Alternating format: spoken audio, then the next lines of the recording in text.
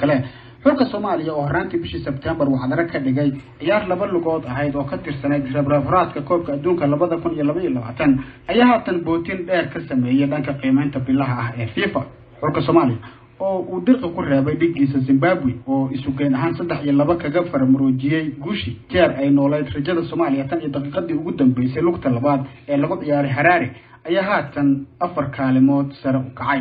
Soomaaliya ayaa haatan gashay kaalinta 198 iyadoo ka soo ruqaansatay kaalinta 202 ee kala sareynta xulalka adduunka. waxaana xusid mudan in celcelis ahaan aanay Soomaaliya marna dhaafin kaalinta 192 tan iyo markii la sameeyay qiimeynta FIFA.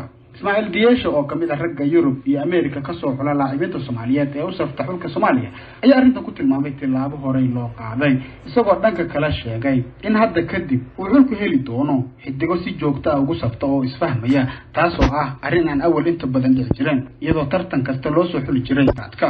Maxamed Xaaji, barnaamijka ciyaaraha BBC.